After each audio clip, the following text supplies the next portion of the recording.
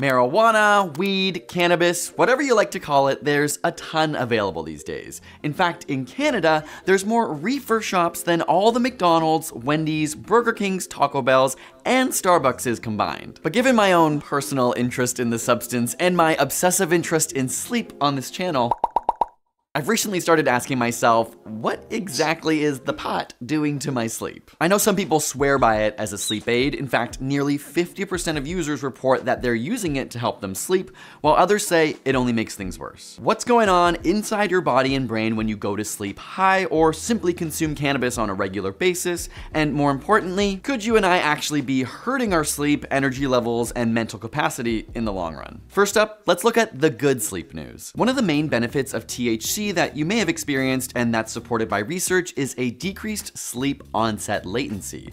This is just a fancy way of saying when you have THC in your system, you're likely to fall asleep faster, which is particularly useful for people who find their minds running before bed or those who suffer from insomnia. In fact, studies specifically looking at those suffering from insomnia found that marijuana not only helped them fall asleep faster, but also allowed them to sleep longer.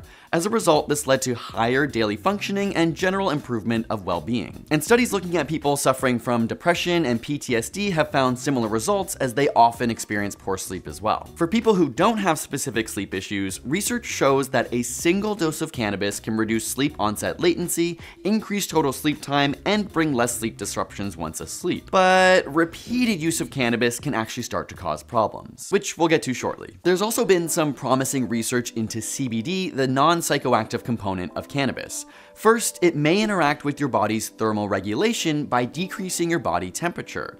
To initiate sleep, your body actually needs to drop its core temperature by around 1.5 degrees Celsius, and studies have found that CBD administration seems to aid this. Second, it may be interacting with adenosine. Adenosine builds up in your brain through the day, making you naturally tired. Caffeine actually binds to the same receptors, effectively blocking adenosine, which is why it can keep you alert.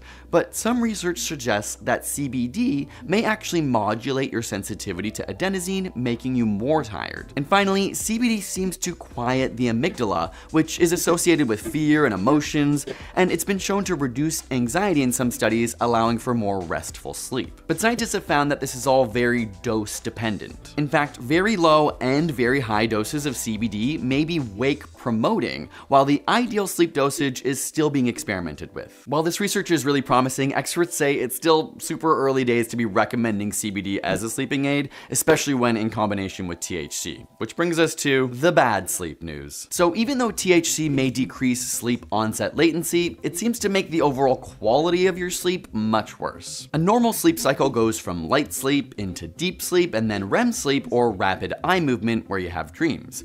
All of these phases are important for brain health and different cognitive abilities. But much like alcohol, marijuana seems to have a very negative impact on REM sleep.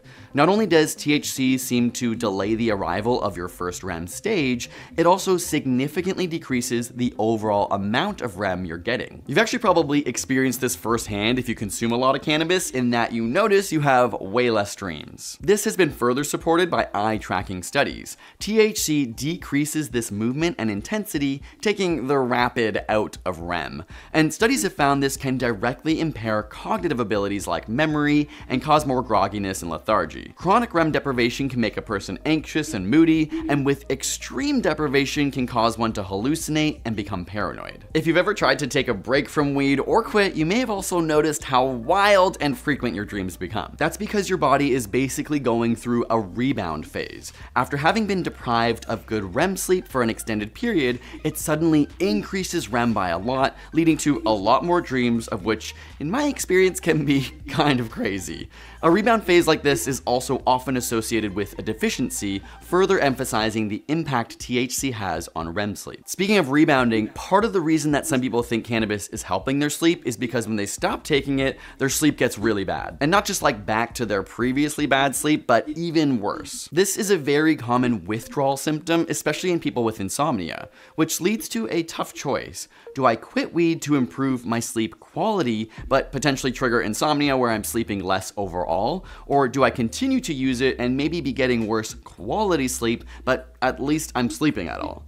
The risk is some people seem to develop a tolerance for THC and as a result often need to increase their dosage, which makes the problem harder to break away from and perpetuates the negative impacts of cannabis. In fact, sleep problems are one of the main reasons people are unable to quit marijuana because the immediate impacts become unbearable. If you are trying to quit, just know that rebound insomnia is one of the main symptoms of cannabis withdrawal. Regular marijuana users also consistently have more sleep disturbances through the night than non-users, and people who have used weed within the last month are also more likely to say they have a hard time falling asleep or staying asleep. In fact, one of the biggest studies on 14,000 students found that insomnia was significantly higher in people who consumed marijuana compared to those who don't, by about 45%.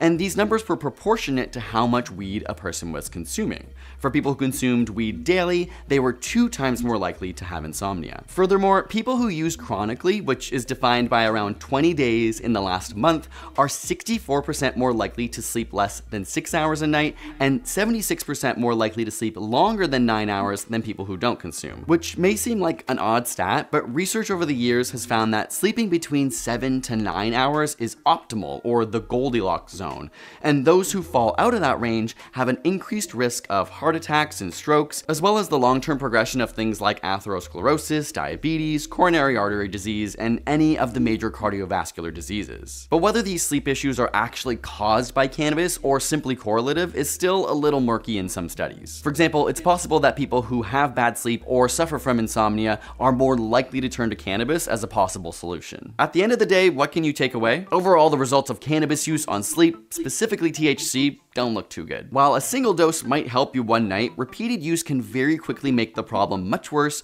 particularly hurting your REM cycles. And while CBD does look more promising and doesn't seem to affect REM or cause dependency or rebound issues, it's still early days. It may be more useful for those who have conditions such as depression, severe insomnia, or other major sleep disturbances, but the results are mixed, especially when you factor in increased tolerance to marijuana over time. For me personally, I actually took the last month off of vaping or eating edibles because I was feeling like I was more lethargic and tired, and I can say with 100% certainty that I feel more well rested now than I have in a while. It's not like an extreme difference, it's almost difficult to articulate, but it's been a welcome change. And it doesn't mean I'm gonna quit forever, I'll probably just use it a little more discerningly now knowing there are specific negative impacts it's having on my sleep. Honestly, it's probably for the best to take a break from anything that you indulge in a lot. It makes it more exciting when you go back, and who knew it could also be good for your mental and physical health. Yay! But I'm curious about your experiences and perspectives with it. If you want to leave a comment down below, I'd love to read it. We actually made a whole podcast on this topic with more detailed research as well as our personal anecdotes and stories on the SciDon'T channel. I'll leave a link down below or on the screen somewhere for you to check it out. Thanks so much for watching. Your likes and subscription are appreciated as always.